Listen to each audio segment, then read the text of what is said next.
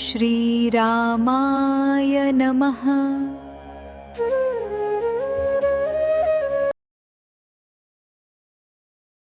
નમસ્કાર મિત્રો, આજના આ ખાસ વિશ્લેષણમાં તમારું ખૂબ ખૂબ સ્વાગત છે. આજે આપણે એક એવી અદ્ભુત સફર પર જવાના છીએ ને, જે સીધી અંતિમ જ્ઞાન અને સત્ય તરફ દોરી જશે. આ એવી સફર છે જ્યાં આપણા મગજના તમામ તર્કો ધીમે ધીમે પીગળી જશે અને અંતે બચશે માત્ર શુદ્ધ અનુભવ. હા, પ્યોર એક્સપિરિયન્સ. તો ચાલો મૂળ ગ્રંથોમાંથી લેવાયેલા બ્રહ્મજ્ઞાનના એ 4 રહસ્યોને આજે એકદમ સરળ ભાષામાં સમજીએ. કદાચ જ કોઈએ આટલી સરળતાથી આ વાત કહી હશે. શરૂઆત કરીએ એક ખૂબ જ પાવરફુલ સંવાદથી.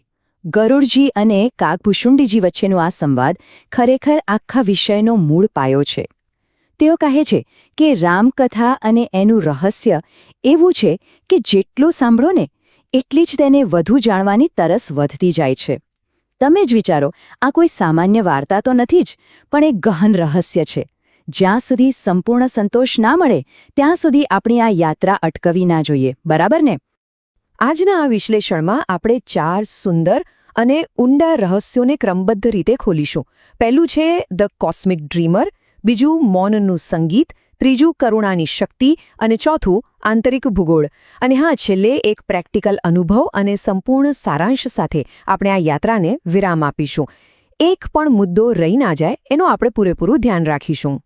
તો ચાલો સીધા જ પહેલા રહસ્ય તરફ આગળ વધીએ.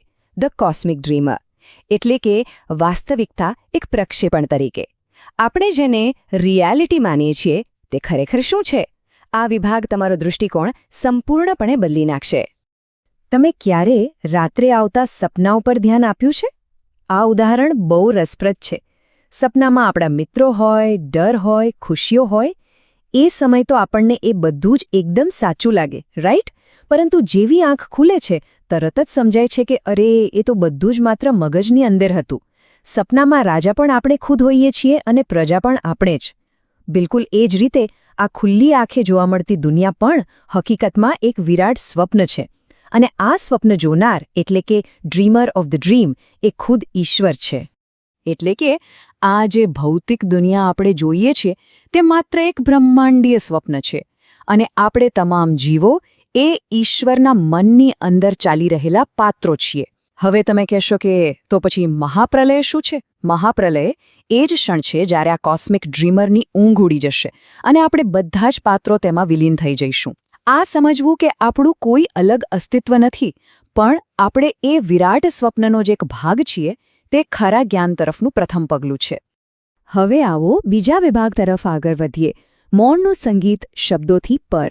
અહીં આપણે દ્રશ્યોની દુનિયામાંથી બહાર આવીને ધ્વનિ અને વાઇબ્રેશનની દુનિયામાં પ્રવેશ કરીશું.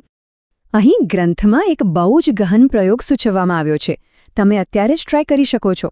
જો તમે તમારા બંને કાનને બંધ કરશો તો તમને અંદર બિલકુલ સન્નાટો નહીં મળે. તમને અંદર એક ખૂબ જ ઝીણો અવાજ સતત સંભળાશે, જાણે કોઈ ઇલેક્ટ્રિક વાયરમાંથી હમ એવો અવાજ આવતો હોય. સંત જ્ઞાનેશ્વરે આને જ અનહદ નાદ કહ્યું છે. આ કોઈ સામાન્ય અવાજ નથી, આ અસ્તિત્વનો પોતાનો અવાજ છે. આપણા જન્મ પહેલાં પણ તે હતો અને શરીર નહીં રહે ત્યારે પણ તે રહેશે. આ સતત ગૂંજ કે વાઇબ્રેશન જ વાસ્તવમાં અંતિમ સત્યનું સૌથી સૂક્ષ્મ રૂપ છે. તો અહીં સમજવા જેવી સૌથી મોટી વાત એ છે કે સામાન્ય રીતે આપણે ઈશ્વરને એક ઐતિહાસિક વ્યક્તિ માનીને પૂજીએ છીએ, પણ વાસ્તવમાં ઈશ્વર એક ફ્રીક્વન્સી છે. એ જ ફ્રીક્વન્સી જેના પર આપણો આત્મા અત્યારે વાઇબ્રેટ કરી રહ્યો છે.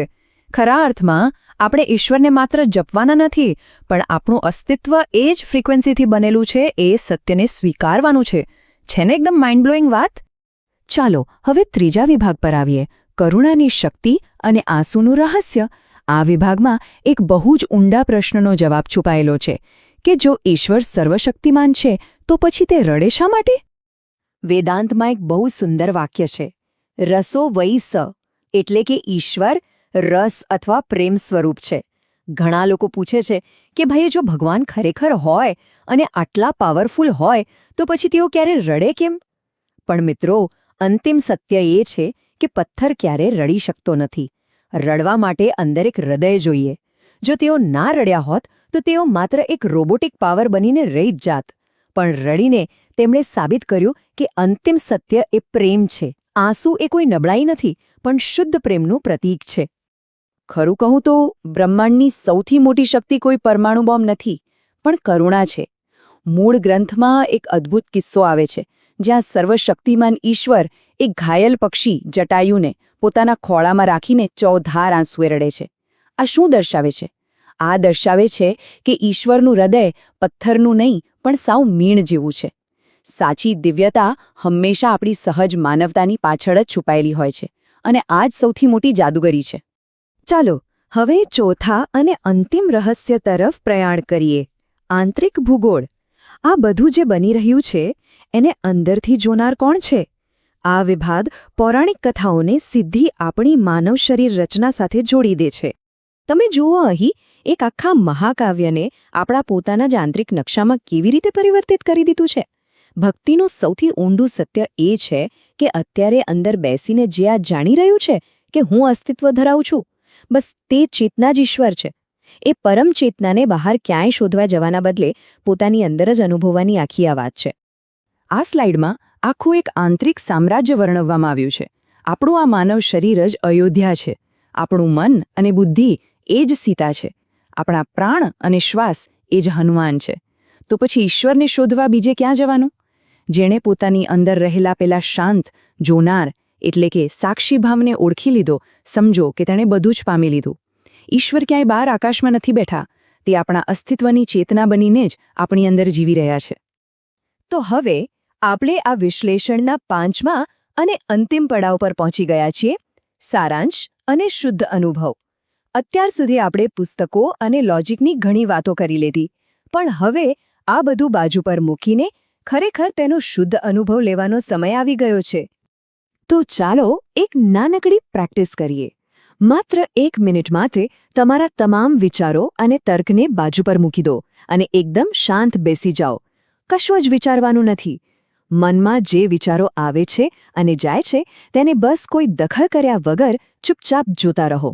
તમને ધીમે ધીમે સમજાશે કે જે આ વિચારોને ચૂપચાપ જોઈ રહ્યો છે એ શાંત ઓબ્ઝર્વર કે સાક્ષી જ તમારું અંતિમ સત્ય છે.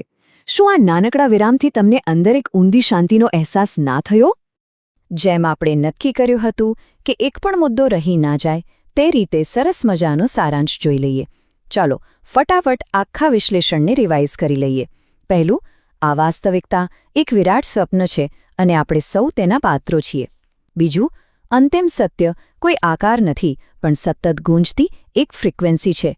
ત્રીજું, સૌથી મોટી દિવ્ય શક્તિ કરુણા અને પ્રેમમાં સમાયેલી છે.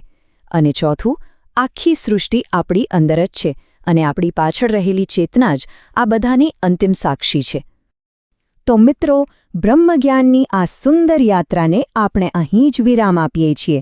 સંશોધનકર્તા Thakkar Ashish Kumar N, with cooperation Gemini and notebook LM.